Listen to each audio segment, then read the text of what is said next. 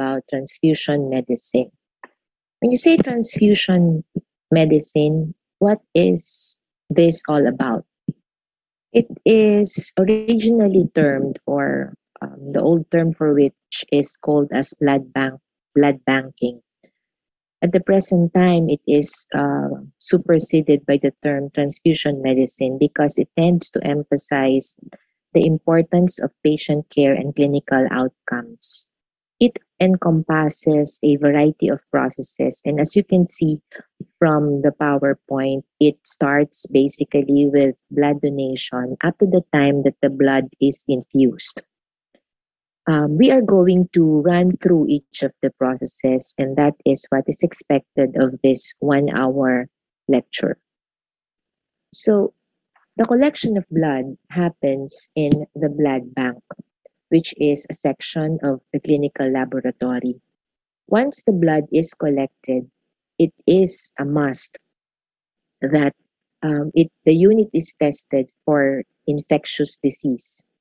In our country, we are actually doing 5 diseases, and I'm going to enumerate that a little later. The blood is processed by the medical technologist into what you call as components. I'm going to talk about component preparation and the indication also in the latter part of the lecture.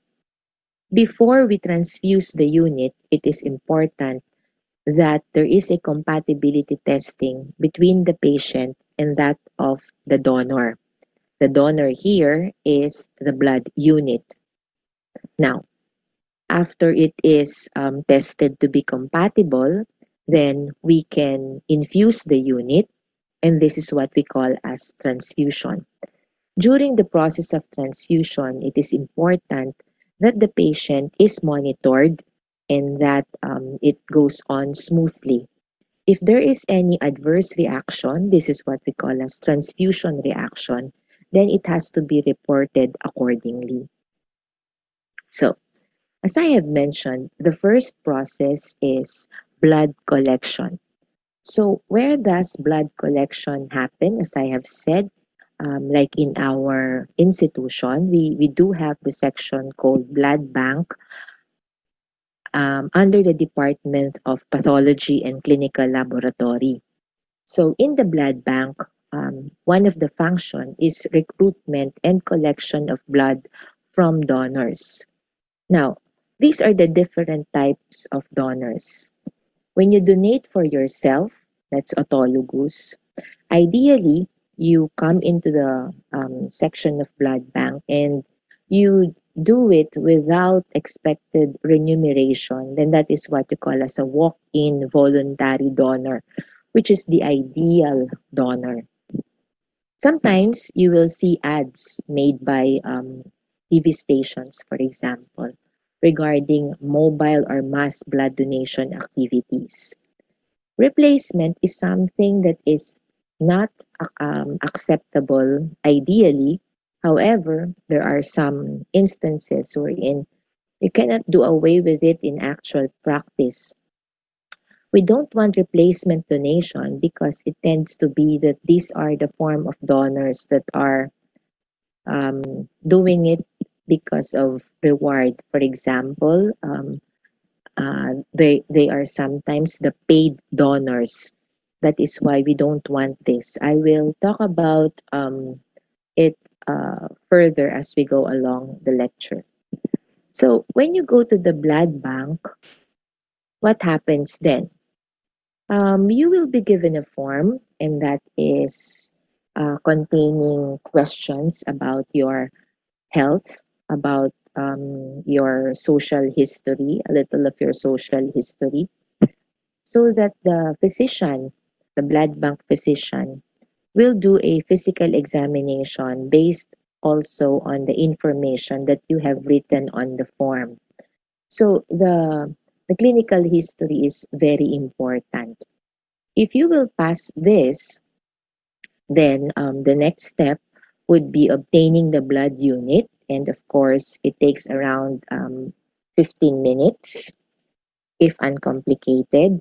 And then after you donate, we proceed then to post-donation care. Who can donate? This is a table that gives you a tabulation of um, the initial criteria that is looked for by the blood bank physician. As you can see, the age, the weight, the blood pressure, the heart rate, are you febrile or not, and the hemoglobin concentration are the initial parameters that are checked.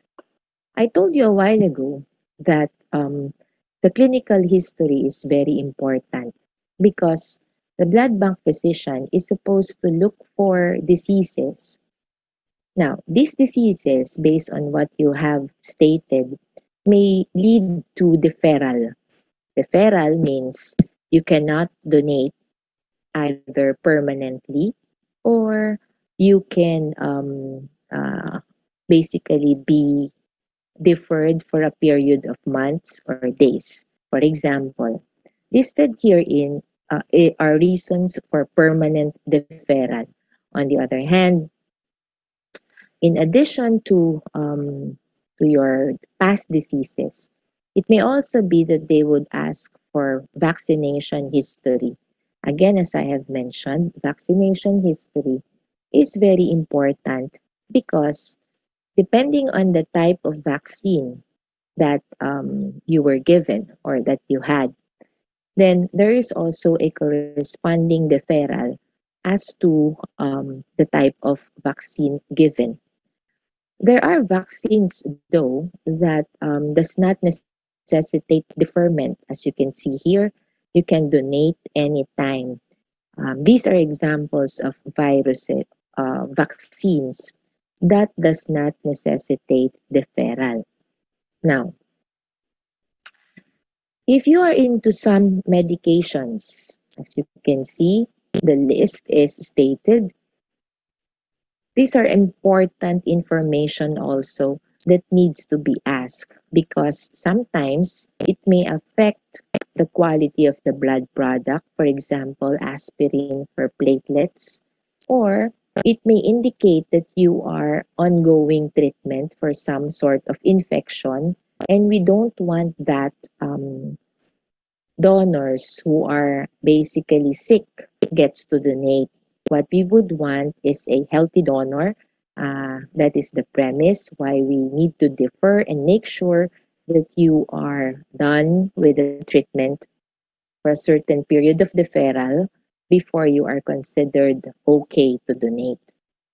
Now, if you are also having some physiologic conditions like pregnancy, and of course, if you have received blood for, let's say, within the month that you offered to be a donor, if you are diagnosed to have malaria, if you have history of sexually transmitted or probability of sexually transmitted infection, then these are also reasons for deferral. So at this point, I hope you get it that the donor goes into the lab. Let us just pick the type of donor as voluntary non-remunerated. You fill out the form. After you're done with that, a blood bank physician attends to you, and then an assessment is done. I have given you the rundown of the criteria that needs to be checked. After which, if you pass that, then the next step is for us to test if your hemoglobin fits. The table a while ago, if you will remember, also tells you to check for hemoglobin concentration. This is the simplest, cheapest way to do it. You do a skin prick, you put the drop of blood in what we call as a copper sulfate solution. Now, this copper sulfate solution, you observe two things. If the drop of blood floats, it means that your hemoglobin level did not reach the cutoff value. If you will recall, a while ago, I was showing you the donor criteria, and the cutoff value for hemoglobin concentration is basically more than 12.5. Now, so meaning if the drop of blood sinks in the solution, it tells you that the hemoglobin concentration is more likely more than 12.5. Again, this is copper sulfate. However, at FEU NRMF, what we do is that we take a skin prick, just like what is being shown in the third image, and we can do this. Or if we are doubtful, we also have the option to um, take a venous sample and we run it using our machine. That way, we are getting quantitative values of hemoglobin. Quantitative meaning you have the numbers like the 12.5 cutoff, and not just qualitative results like that of copper sulfate. So again, so when you pass the physical exam, you have to be subjected to testing of hemoglobin levels. Now, another thing that is done um, is to test your blood type. Often it is the slide method of testing that is employed because this is very quick to do. Again, you need a drop of blood and then put it on a slide. Put the anti-sera, which is basically your anti-A and anti-B, and then depending on the antigen that is present on your red cells, then we get to know your blood type. You will have more of this in the laboratory part, but again, this is another illustration on how it is done. The blood typing are of two types. It may be what you call as the forward typing, or the other one is what we call as the reverse typing. So when we say forward typing, we are using known anti-sera, and when we say reverse typing, the medical technologist uses known red blood cells. So if we are using known anti-sera, for example, we are then waiting for the anti-sera to react on the depending on the antigen that is present on your red cells, which corresponds to the sample of the patient. So for example, in here, the anti-A is showing agglutination and the anti-B did not show any form of agglutination. So the anti-RH likewise show agglutination. So this is called forward. Why again? Because whatever is the letter that shows you the clumping or agglutination is telling you what is the blood type. For example, this patient is then type A, RH positive, type B, RH positive, type AB, RH positive. Now, your hand, because for reverse typing, what you have are then known cells. So as you can see here, known cells. You have known A and known B or known O cells. So this is called reverse because whatever does not agglutinate, okay? If it does not agglutinate, that is then the blood type of your patient. In forward, whatever agglutinates tells you that that's the blood type of your patient. For reverse, if it does not agglutinate, then that tells you that that is the blood type of your patient. So we are done with the two basic procedures that are as follows. If you understand what I'm trying to say, you check for the um, hemoglobin, and then you check for the blood type. Okay, so when you are when the donor qualifies for the hemoglobin, you are now ready to take the blood. The collection process can be of two types. One is the usual phlebotomy, and the other one would employ an automated machine called apheresis. As you can see here, the table tells you the difference between the two methods of collecting um, the blood unit. Now, this is our old lab. I'm saying old lab because the department moved to a new site. We do have a better phlebotomy area. So as you can see here, the medical technologist is trying to look for the access, the venous access, sterilizing the site because we don't want any bacterial contamination coming from the skin of the patient. And then after the access uh, is identified, then the needle is inserted. Now, the other means is what we call as apheresis. For apheresis, the main difference of which is that it employs a machine, which in this label is number two, and the donor as is basically again hooked to the machine. Now, the difference is that you get to choose what units, what components would you want to harvest.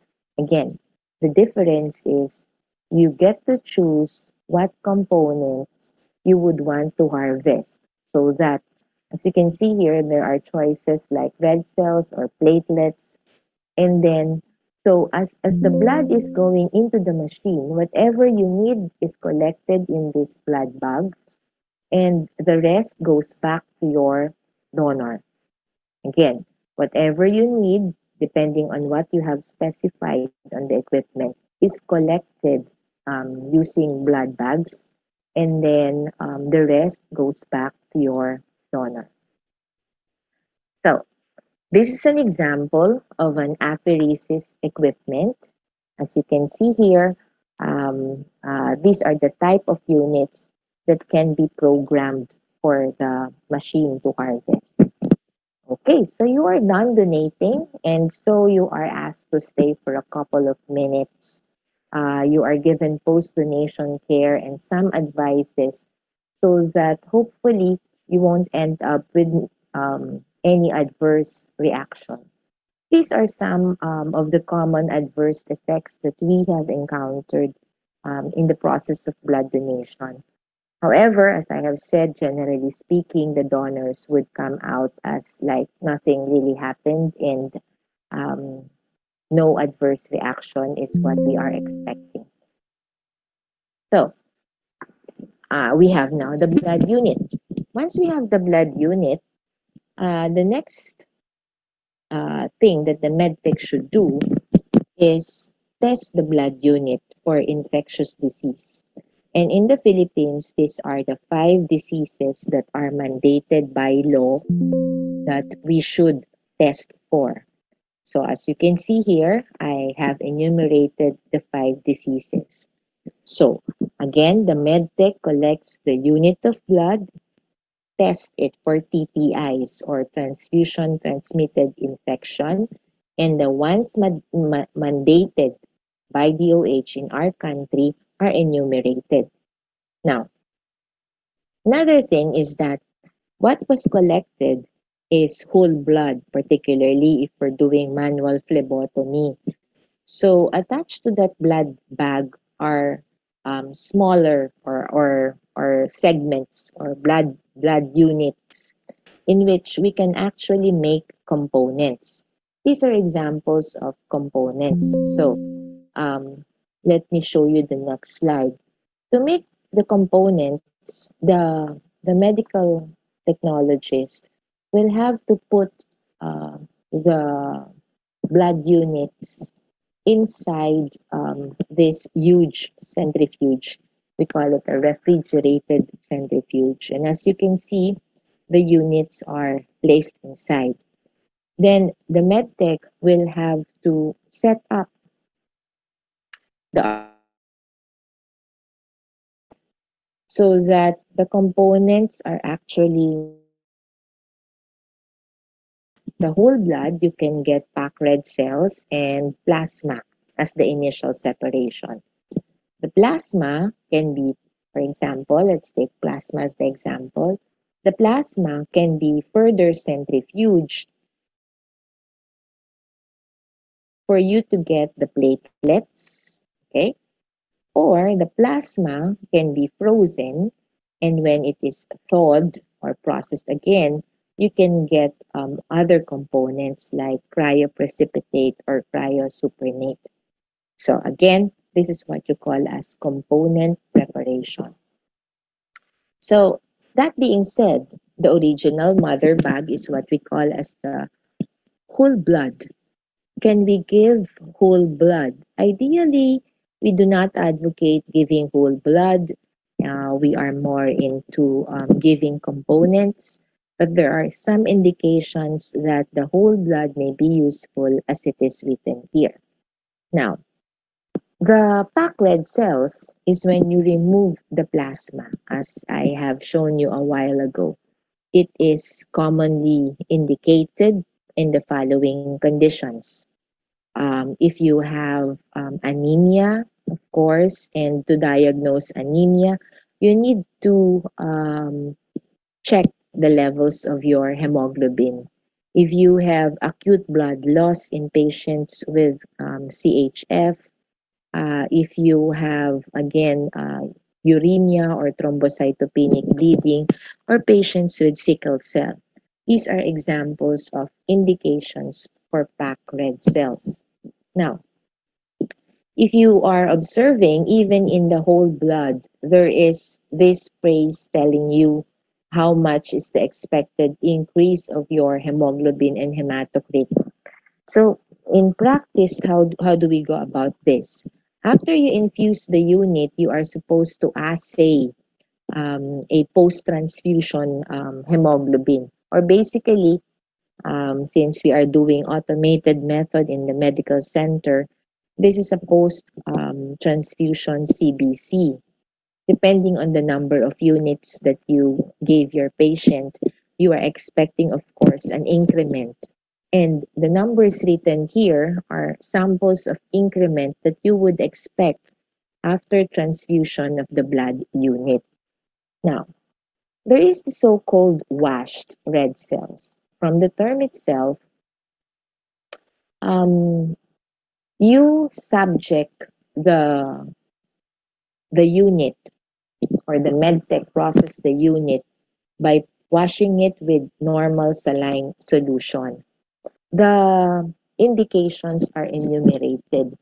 So as you can see here, after the medical technologists process the units, it is important that it is used within 24 hours and infused within 4 hours. Ideally, 2 hours is the target. Now, so the next component would then be your platelets. When you say platelets, one difference, or just to facilitate recall, we said that this is processed from plasma. You do further centrifugation, and so we get or harvest the platelets, which is looking something like this. Platelets are stored at room temperature with constant agitation. They are not placed inside the refrigerator. They are not supposed to be frozen. Okay, so they have to be stored at room temperature with constant agitation. Why? Because they tend to form clumps if you do not agitate them. These are examples of platelets, again, of its storage and how high it should be after each unit is given. I mean, the increment of what is the expected increment after the platelet unit is given. Now, you have two types, a random donor platelet, okay, random donor platelet, which is from whole blood within 8 hours, or a single donor pheresis platelet. If you will recall, a while ago, I told you that there is a manual phlebotomy collection, and the other one would be using a machine that gets to harvest what you need. So in this case is platelets, and then the rest goes back into the donor. So this is an example of Pherese. So if you're going to compare it with that of random, okay, the quantity is one difference, okay, as you can see here.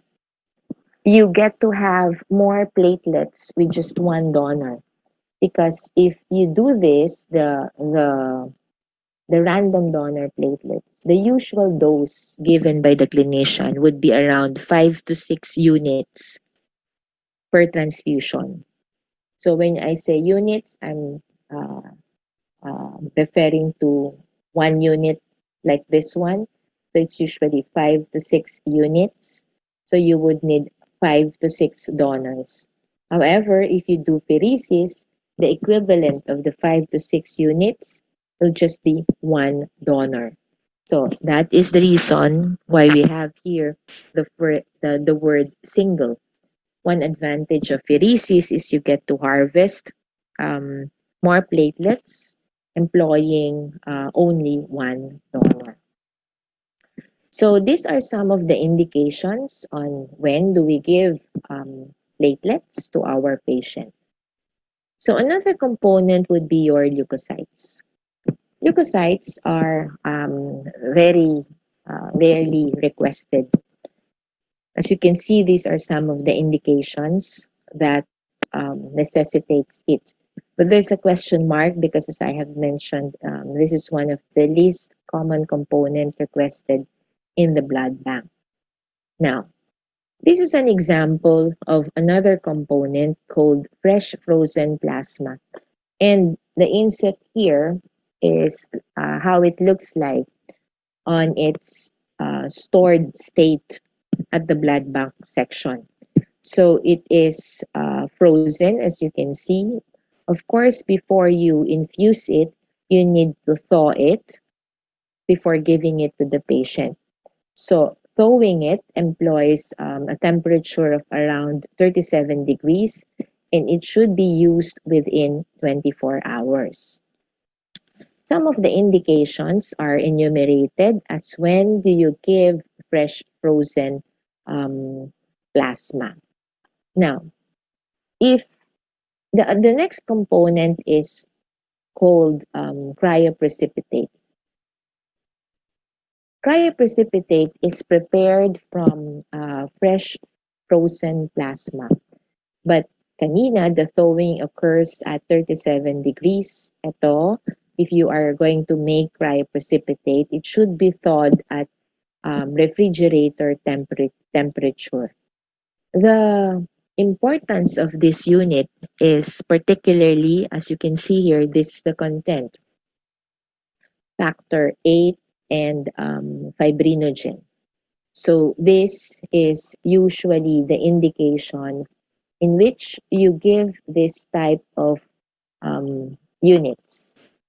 So this is what you call as cryoprecipitate. We also have what you call as cryosupernate.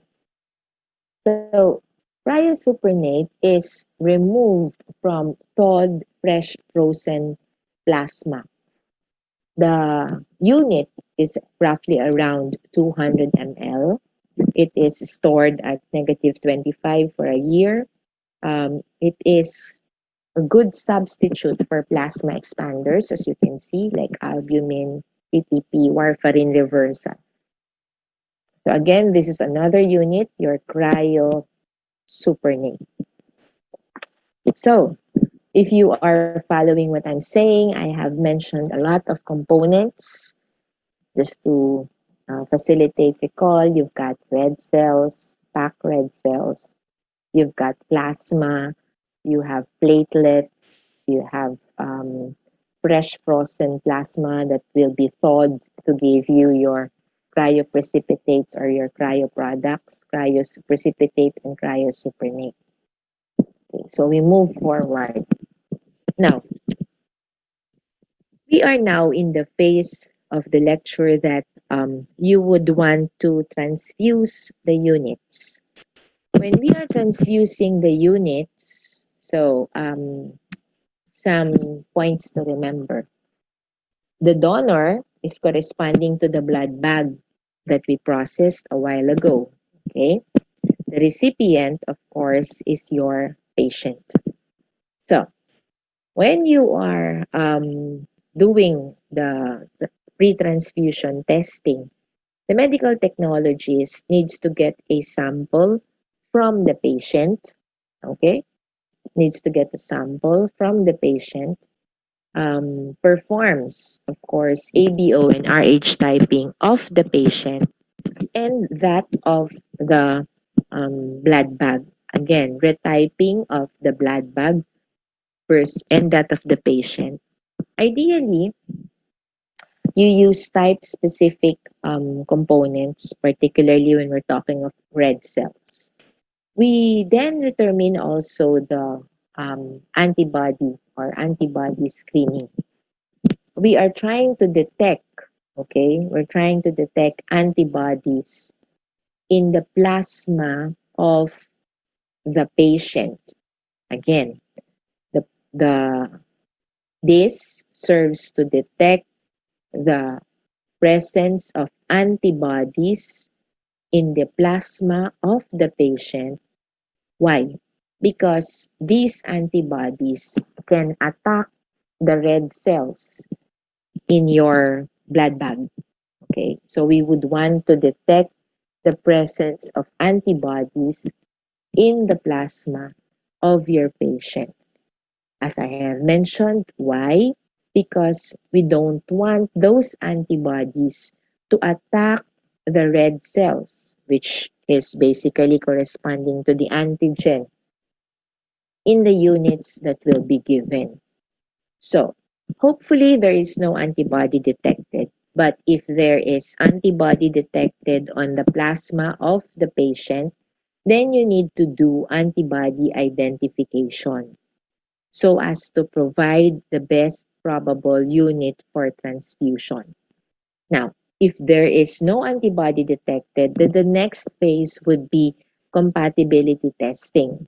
In here, we are trying to mix, okay, together the patient's plasma, so I call it PS. Why? Because you would want to check for antibodies which may attack the red cells of the donor, DC. So, the acronym that is very easy to remember would be PSDC, patient serum plus donor cell. Again, PSDC. When you mix it together, you are then trying to identify antibodies in the plasma that can act against your red cells, which is then basically the antigen. Why don't you want that? It will lead to hemolysis or agglutination. That is why we are trying to test this. In other countries, they use what you call as electronic cross-match or validated computer algorithm. We are not yet in this kind of practice in the Philippines. What we do is a serological cross-match, which by definition, as I have said, is PSDC. So, um, there are times wherein you cannot manage to do this whole process. It takes around 2 hours. For stat, the target is 1 hour or basically hopefully 30 minutes. If you cannot, um, if you do not have the benefit of time, sometimes we cannot complete the pre-transfusion before giving the units. So the general rule is it is ideally type specific. So for example, A for A, B for B, O for O is what you give to your patients. So let's move to the next one. So as you can see here, we are giving now, I have already defined to you the purpose of pre-transfusion testing. We are trying to detect antibodies. Okay, we are trying to detect antibodies. We are trying to get the sample of the patient. And as I have mentioned a while ago, the blood sample is taken from the patient, and we do uh, compatibility testing. It is mixed with that of the donor. The sample of the donor, of course, comes from the blood bank. Now, sometimes medical technologists will be faced with challenges like the serum is hemolyzed, or basically it is lipemic. These are some of problematic samples in the blood bank. The Take note what I have highlighted in red. Ideally, the patient sample is less than 3 days or not more than 3 days old, because we would want that the sample of the patient is representative of his immunologic status at the time of pre-transfusion testing. So as I have said, the medtech gets a sample from the patient.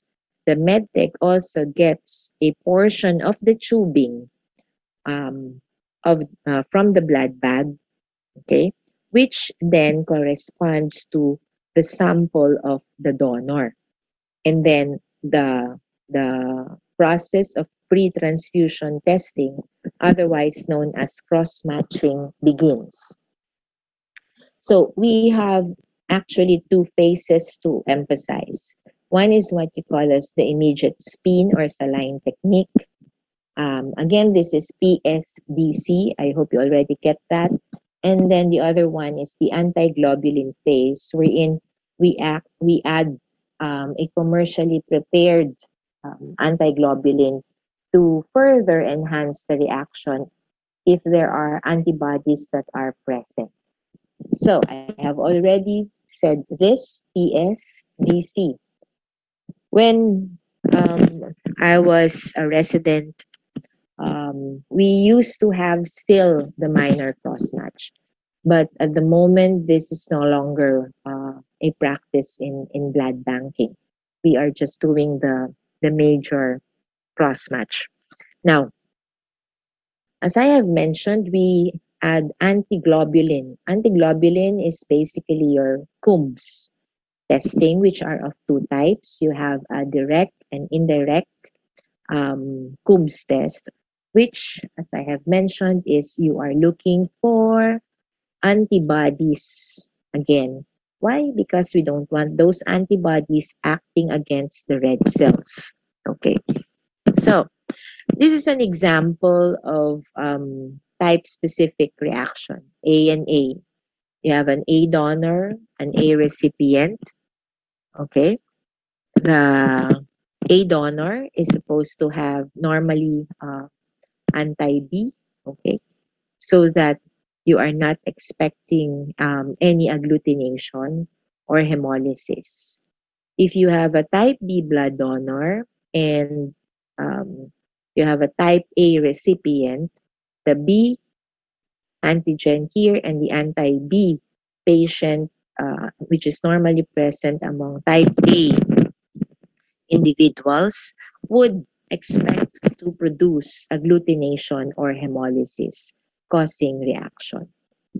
So, I have been talking of antibodies because, as I have mentioned, we do not want that we did not detect this prior to giving the units. Antiglobulin test, as you can see in the second bullet, we have to incubate it at 37 degrees and then add the reagents. Again, as I have mentioned, because we are trying to detect antibodies on different temperature that may trigger agglutination or hemolysis. So this is an example of an illustrative um, difference of direct and indirect antiglobulin test. Okay, so direct and indirect antiglobulin test. as I have mentioned, the purpose of which is to detect the presence of antibodies. Now, so if you are listening or basically comprehending what I'm trying to explain, we are now faced with DAT or EDAT application. So again, let's try to go back. In the DAT, we have the sample from the patient, and for example, this is a case of immune-mediated hemolytic anemia. As you can see, the antibodies are attached to the antigens on the surface of the red cell. This is then incubated with uh, Coombs reagent. The dropper there is signifying adding the reagent, and the addition of the reagent, which is represented by the violet here, okay, forms linkages with the antibodies that coats the red cells so that you tend to have agglutination appreciated by the medical technologist, and it is then reported as a positive result. On the other hand, when you have indirect, so you have here now the serum of the patient, okay, which contains antibodies, and then we add the donor's blood sample is added to that of your patient, okay. So as you can see here, the and the antibodies will then target the red cells of your donor, okay. That's why they are binding on the red cells of the donor, forming antigen antibody complexes. So we need to see this and adding the Coombs. Okay, again, that's the violet antibodies. Uh, you will then see that it helps us identify the antibodies in the donor, in the recipient, that can attack the red cells of the donor. So as you can see here, the Coombs binds on the antibodies from the patient that coats the red cells of the donor, and then this is appreciated as agglutination, okay, under the microscope, interpreted as positive by the netnets. So, what's the application? Well, this is a table. I hope you understand what I tried to explain, the DAT and the EDAT, because the subsequent table will then give you its usage. When do you use direct and when do you use indirect antiglobulin testing? Okay, so this is just again another uh, illustration of antibodies, blood type, and basically what is the best option to give. So as I have said, the best option is type specific. If you do not have uh, the right type specific units, then the arrow is then corresponding to possible alternatives. Okay. So as you can see here, the O is regarded as the universal donor. It can be given to all patients. And the AB is regarded as the universal recipient. The idea is on the background of O does not have naturally occurring antigens. What what does O patients possess? They do have anti-A and anti-B. So the patient serum has anti-A and the donor here has uh, anti-A and anti-B, no antigen. So as you can see, type specific or possible options for recipient.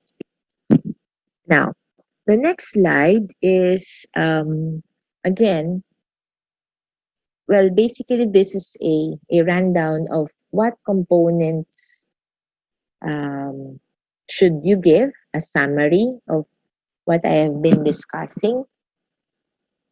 As I have mentioned, the safest is a type-specific unit. So, if you're following what I'm saying, so this is telling you what is naturally occurring in each of the blood types. So, for example, if you are type O, as I have mentioned, you do not have antigens. What you have are naturally occurring anti-A and anti-B. If you do not, if you are type A, you have the A antigen and you have naturally occurring anti-B.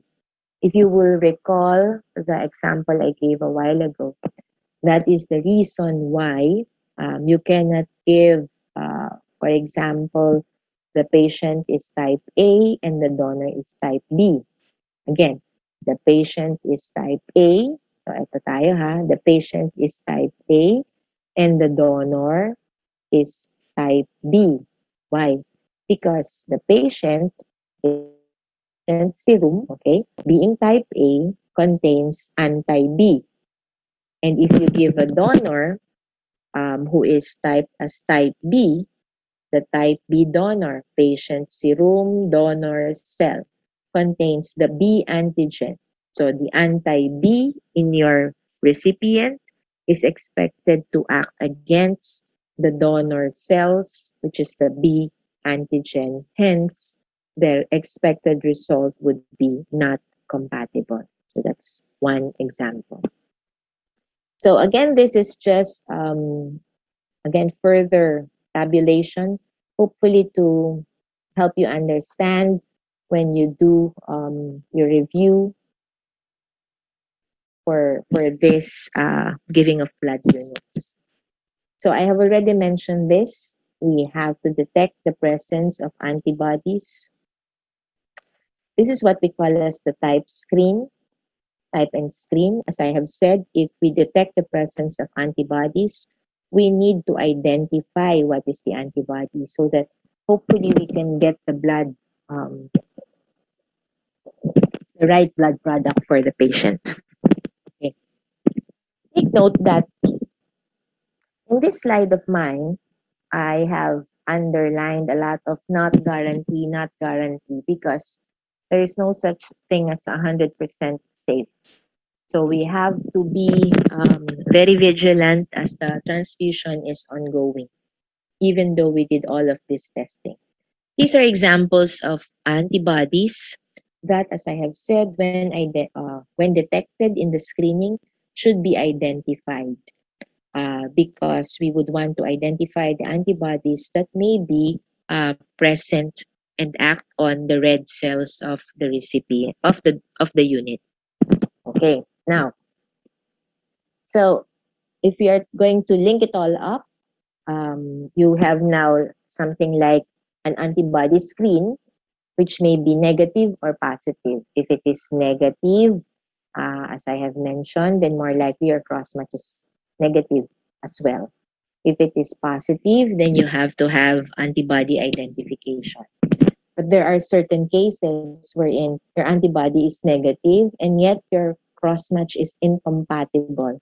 These are the reasons that will more likely explain that.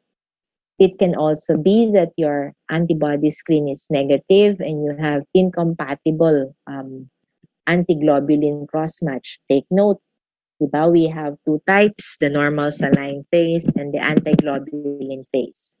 You can have a positive antibody screen and compatible cross-match, or positive antibody screen, incompatible cross-match, and negative autocontrol.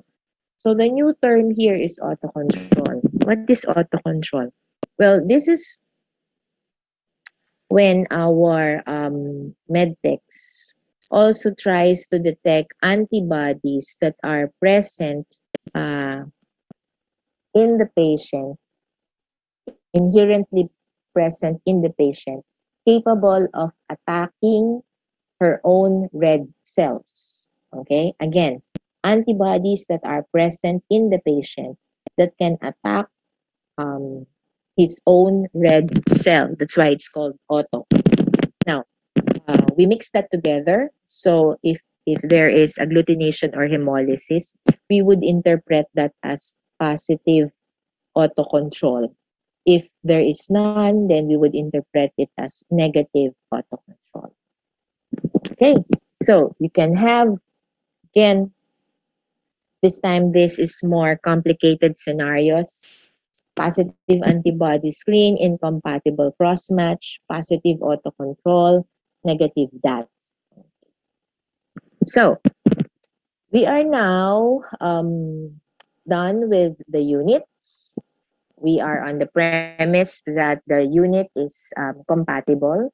So the nursing service gets to pick it up and then hook the unit for transfusion to our patient. So these are examples of transfusion uh, sets, as you can see. These are some of the medications that may be given by the attending physician. Take note that at this point in time, we are now with the nurses. Okay, they are supposed to infuse the unit at bedside, and they are the ones who is also tasked to monitor uh, the infusion. They may have to have like devices of blood warming, especially if they needed to transfuse the unit and they can no longer wait for it to cool down a bit.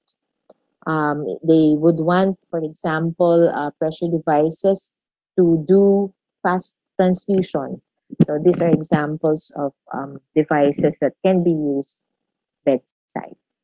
So what will the nurse watch for, and basically the attending physician? You have to watch for transfusion reaction. And these are some of the transfusion reaction that may be observed in our patient. So you get to observe the baseline, and anything that is not on the baseline should be interpreted as a probable transfusion reaction. There are a lot of transfusion reaction. As you can see here, it may be um, a rise in temperature. It may be something like hemolytic, meaning you have undetected antibodies that is causing the red cells to hemolyze. Okay. Take note, stop is in caps lock because that is the first thing that you should do. Suddenly your patient develop allergic reaction or difficulty of breathing, that's more of trally. And also TACO, circulatory overload for patients in which you have maybe given a lot of units, okay, and who happen to be in congestive heart failure, for example. So again, just to run down, these are examples of non-immune hemolytic. It can also be septic or bacterial contamination. Some of the symptoms that you are to expect. Is this something like circulatory overload? Or is this because sometimes the units are too old that the electrolyte content of which is actually the cause of the problem? You have hypocalcemia and hyperkalemia? Or basically, do you have episodes of drop in the blood pressure of your patient? Or basically, as I have mentioned, a rise in the temperature, 1 degree is considered significant.